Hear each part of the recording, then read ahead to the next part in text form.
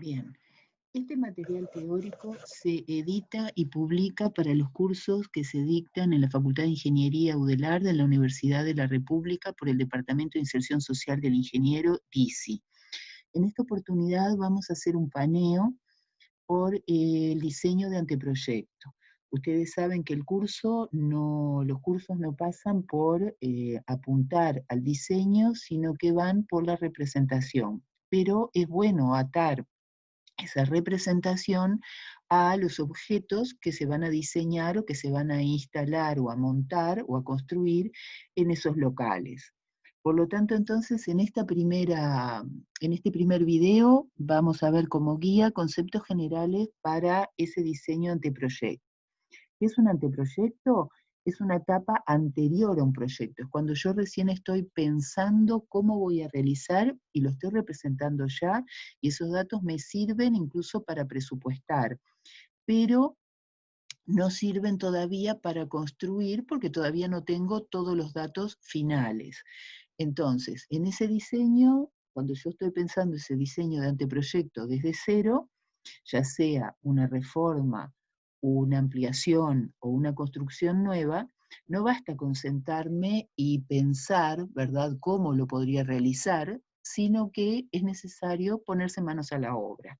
Y entonces lo primero que hay que hacer es decir, bueno, ¿cuál es lo que surge el problema? Es con el cliente, que puedo ser yo mismo mi cliente, o puede ser un cliente público, privado, que no sea la misma persona, que no sean ustedes mismos como técnicos, y los antecedentes, o sea, qué es lo que existe.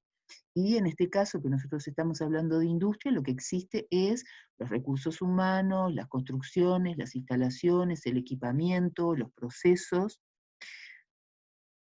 ¿Cuál es el objetivo del cliente? Bueno, obtener un mejor producto, y eso es el técnico, o sea, ustedes quienes, sumando ambas situaciones, o tres situaciones en realidad, los conocimientos de ustedes, su experiencia, lo que quiere el cliente, el objetivo que quiere el cliente, más lo que existe hoy, ya sea un terreno, aunque de pronto no tengan nada construido, pero tienen un terreno, o tienen una propuesta de un proceso, tienen algún equipo, sumando eso tienen que llegar mediante objetivos secundarios, o sea, mediante diferentes acciones, operaciones que tienen que realizar, a esta solución o meta final, que es lo que ustedes aspiran y el cliente también aspira.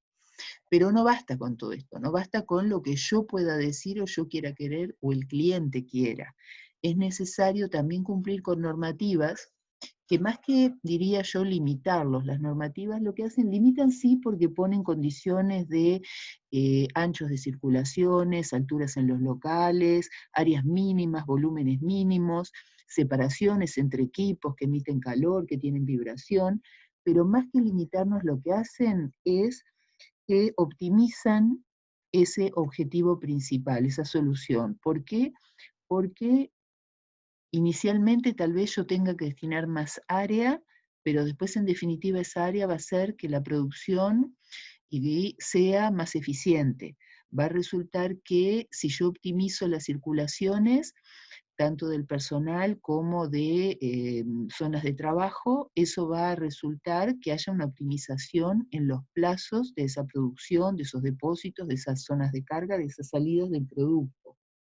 Y entonces eso hace, esa normativa va a llevar también a la seguridad. La normativa, por ejemplo, de bomberos, que es protección contra incendios, genera una serie de espacios, ustedes lo han visto en la facultad, ¿verdad? Que hay nichos, que hay extintores, que hay canalizaciones, eso genera una serie de espacios que son necesarios dejar, pero en definitiva también un costo inicial y de mantenimiento, pero en definitiva también prioriza, da lugar a que en el tiempo ese objetivo principal que teníamos, que era el funcionamiento de esa planta industrial, sea óptimo.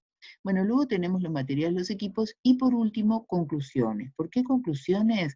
Porque una vez que ustedes diseñan, se tienen que hacer preguntas. Si no se hacen preguntas para decir, esta circulación está bien ubicada, la tendría que haber puesto a la derecha, a la izquierda, tendría que haber sido una U, una L, tendría que haber sido recta. El depósito está bien ubicado en este sector, repito, a la izquierda, a la derecha, al centro, separados. los equipos están ubicados correctamente, las zonas de locales de oficinas, vestuarios, comedores, estacionamientos, están bien ubicados. Si yo no me empiezo a hacer esas preguntas, no voy a llegar entonces a ese objetivo final, y aún preguntas que no fueron incluidas en ese objetivo que tenía el cliente, que viene con una idea previa, y a veces esa idea previa, ustedes como técnicos o uno como técnico va a ver que implica más acciones. Bien, ¿y qué pasa entonces después que me hago esas primeras preguntas, que me las hago yo como técnico y también se las hago al cliente para saber qué es lo que tiene y ver cuál es la solución o meta a la cual quiero llegar? Una vez que termino, o incluso a medida que voy avanzando, tengo que hacer más preguntas, porque esa es reflexionar, y entonces ese proyecto se va a transformar, o ese anteproyecto se va a transformar en el mejor, o en el más óptimo, o en el más resuelto. Bueno, seguimos y vemos ahora, ¿verdad? Un caso de un depósito, que podíamos sustituir este depósito por filas de, ¿verdad? De producción, ¿verdad? Yo en este caso puse un depósito con rack, un carrito autoelevador, como ven ustedes acá, con pallet, ¿verdad? Con cajas paletizadas en los pallets, de madera en este caso, y parecería que está ordenado, que tiene la iluminación, ¿verdad? Artificial en los corredores, que es donde se precisaría.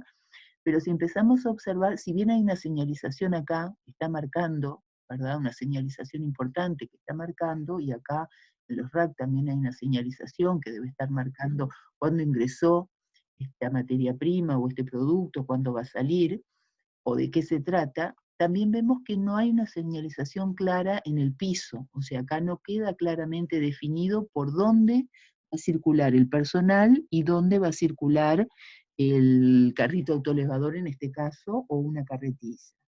Luego tenemos casos en los cuales, si yo no me hago esas preguntas previas, o si no cumplo con la normativa, o si no cumplo con la normativa para la altura y el ancho, pero no tengo previsto qué es lo que va a transitar por allí, más allá de la distracción del operario, pueden suceder situaciones de este tipo de riesgo. Y también pueden suceder situaciones de este tipo cuando no se ha pensado, por ejemplo, un mantenimiento de un equipo, cuando no se ha pensado, por ejemplo, una ampliación prevista, y esas son las situaciones en las cuales antes mencionábamos que era necesario tener en cuenta y hacernos preguntas de qué es lo que va a suceder. Bien, y este último, que es un poco anecdótico, ¿verdad?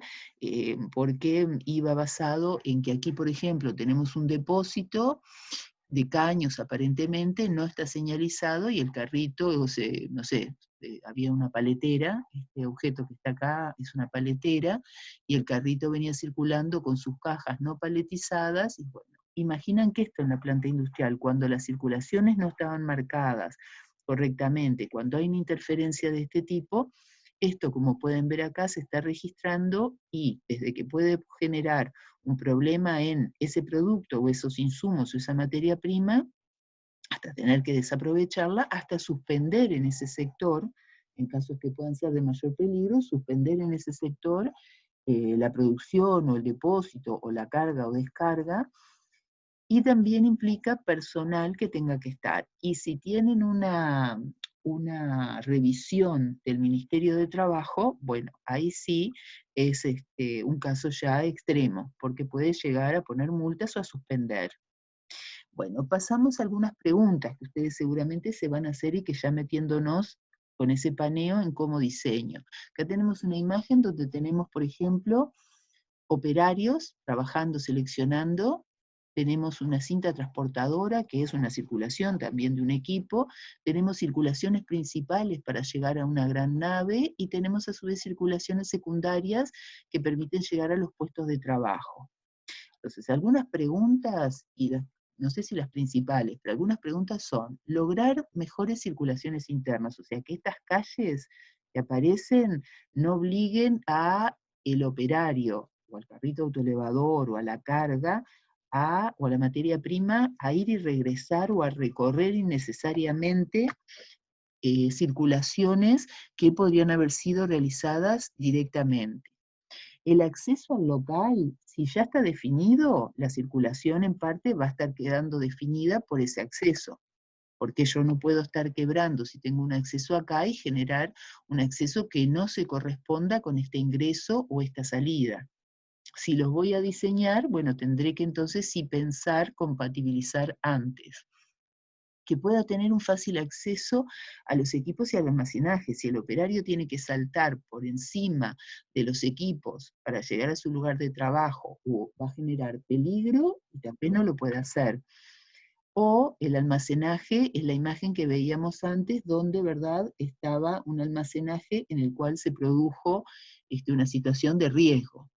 Bueno, mantenimiento de equipo, flexibilidad, crecimiento, todo eso significa que yo pueda aumentar el área, que tenga previsto de alguna forma, si el predio me lo permite y el local me lo permite, aumentar el área en altura o aumentar el área en horizontal en un futuro o en etapas que yo pueda ir realizando.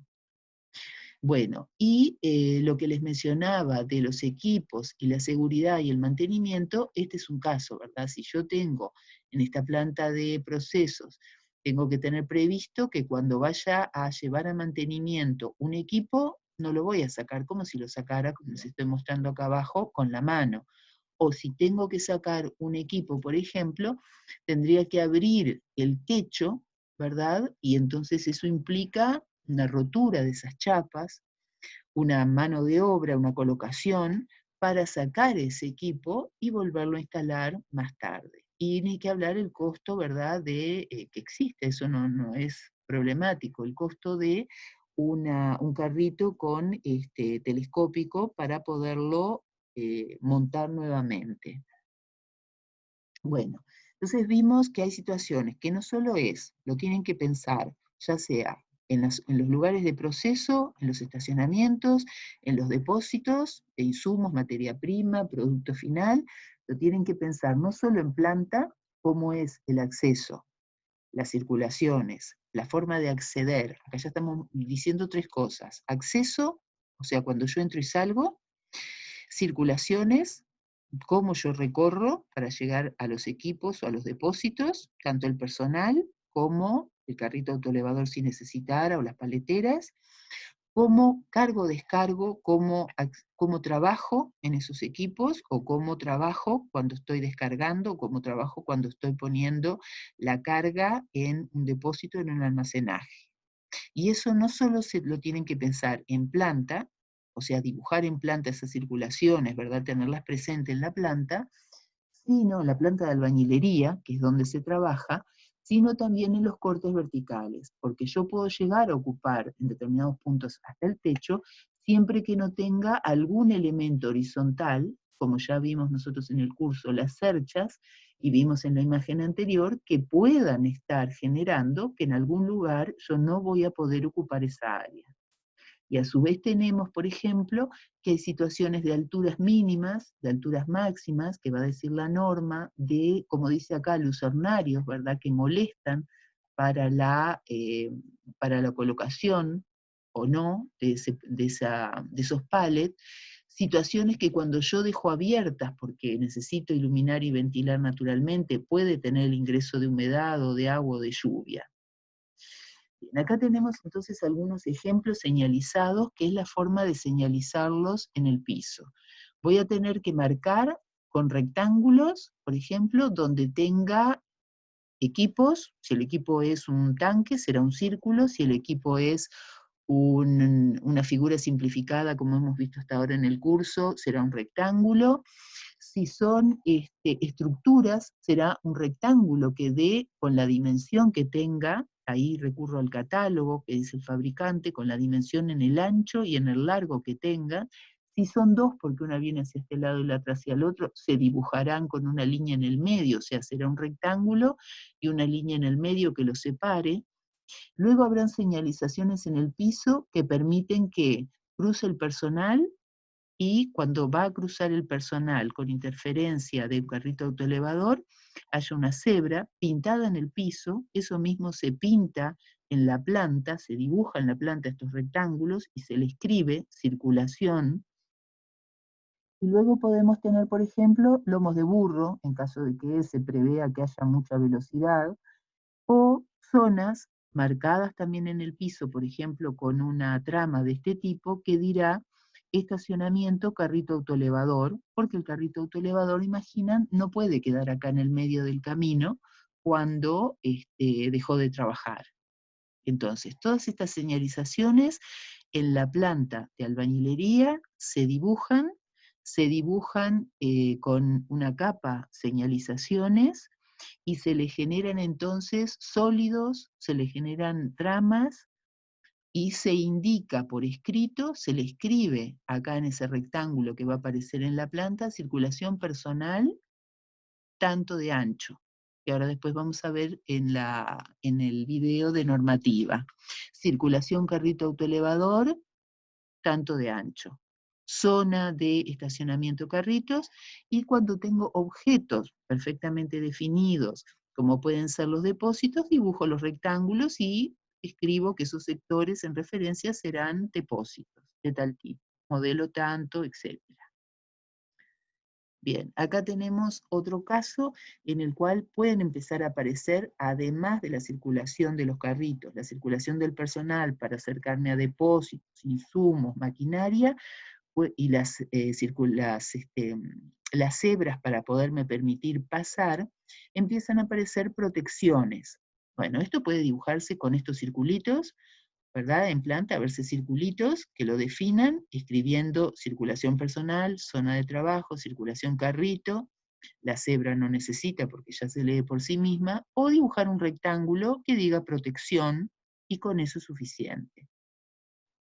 Bien, terminamos este paneo en el que vimos entonces cómo tienen que encarar, ¿verdad? Y luego cómo tienen que encarar el diseño, qué cosas principales tienen que tener en cuenta en el diseño, que eran el acceso, si ya está definido, tenerlo en cuenta, las circulaciones, que van a ser como calles dentro de la planta, en las cuales tengo que optimizar para darles la dimensión mínima que vamos a ver que marca la norma o más, y que tienen que ser lo más directas posibles. Tengo que tratar de que no se vuelva y se vaya recorriendo caminos repetidos.